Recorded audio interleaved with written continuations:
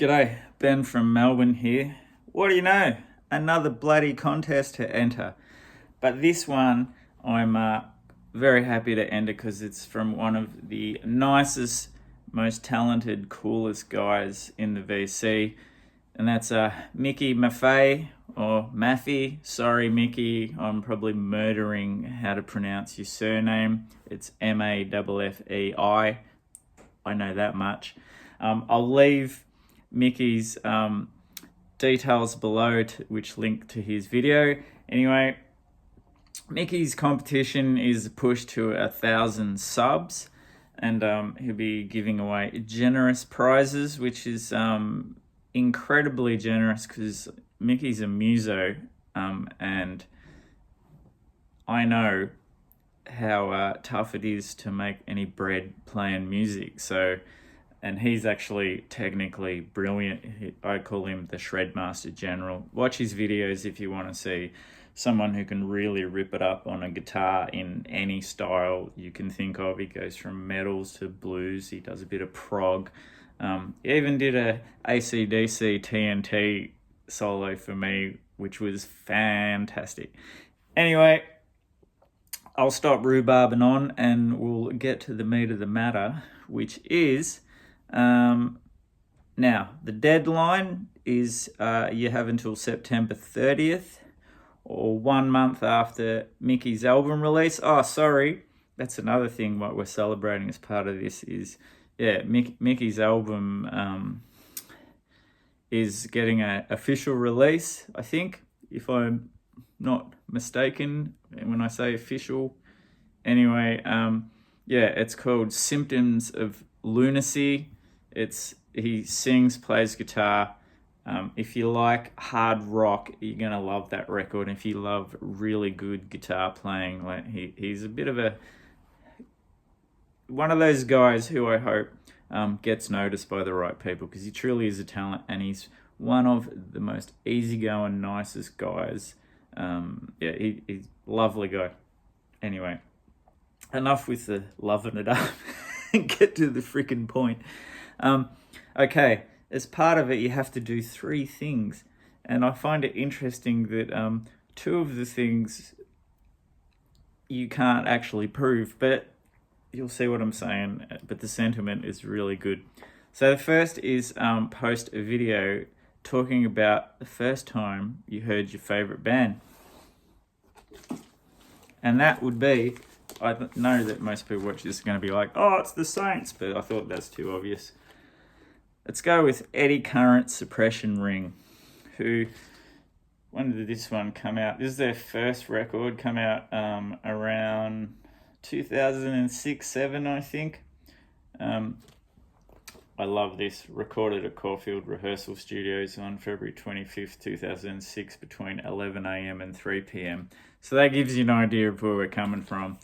Friggin' awesome modern Australian punk rock album. This come out at a time where the Melbourne music scene, still good, but we're a few years out of the 90s, and so indie rock had changed a bit. Punk bands were few and far between, well, as far as I know in that time, good ones. There was all of that fucking horrible shit like Frenzal Rhomb. And anyway, there was a bit of even indie rock had lost its grunt. Indie rock used to have a bit more urgency, and the guitars had a bit more crunch and feedback and wild sounds and that. And that seemed to peter out, and indie rock become more about this, cardigan wearing introspective feelings, and I'm a little bit sad music. And then from out of nowhere, seemingly, came Eddie Current Suppression Ring. And I think the first song I ever heard was when I was listening to Triple R, and I think it was the last song on this. It was either Turn Your Page or Get Up Morning, and it was just like a bolt from the freaking blue. It was raw, it was recorded lo-fi, but it still had plenty of punch in it, and it had this vocal which I know people either love or hate, but I love it.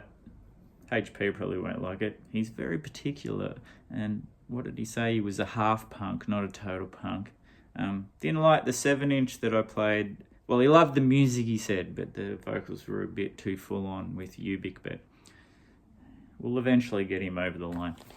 Anyway, this record just blew my mind when it came out. I was like, this is just what I need. And then when I went and saw them live, they were even better. Guy singing, Brendan, would wear gloves for no particular reason. And he would hardly be on stage. And I don't mean like crowd surfing. He'd be on the ground and he'd be like in your face singing. And then you look over and there's Mikey Young on the guitar. Probably I would put him up there with Ed Cooper and Roland Howard with that friggin' urgent punk rock, minimal to the point guitar playing. Just love it. Just grabs you by the throat and doesn't let go. And then the rhythm section would just slam and like fat bass and just tight as shit with the drums. Amazing band. And then, yeah, every time I would go and see them. Saw them everywhere from small pubs and clubs around Melbourne. One time they played in a pizza joint, which was pretty wild. Saw them support a few bands at the Corner Hotel and just blow them off the stage. They were like a big thing, and their influence has like still going on to this day, because if it's really gave the Melbourne like punk indie scene a real kick up the arse. So you've got all these great bands now, like the Oz Mutants, Frowning Clouds. I would even argue like King Giz have probably picked up a bit of influence in when they're doing their more garagey punk thing on here as well. The whole like Homeless label, those kind of bands. You wouldn't have Amel and the Sniffers or Amel and the Sniffers, whatever the fuck those dickheads are called, which everyone seems to love, but they're a bit of a one-trick pony. Anyway, getting off track. This is the shit.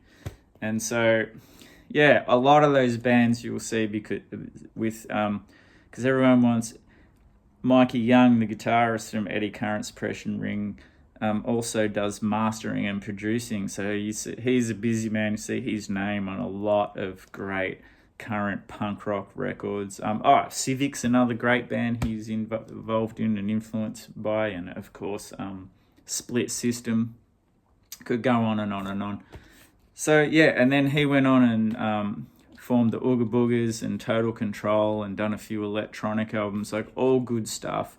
And Brendan, he did I think just one album and a single with a great indie band called Boomgate, and continues. He's an artist, a ceramicist, I think. So that's what he does. The bass player, what's his bloody name? Does it say on here? Here we go. Rob Solid. I'm sure that's what his mother calls him. He went on and he's in that great psych instrumental band called Comet. And I'm not sure what Danny, the drummer, is doing these days. So I'd love to find out, because I'm sure it will be interesting. But just such a great band, such a shot in the arm to the Melbourne punk rock indie scene, and just renewed my vigor for the punk.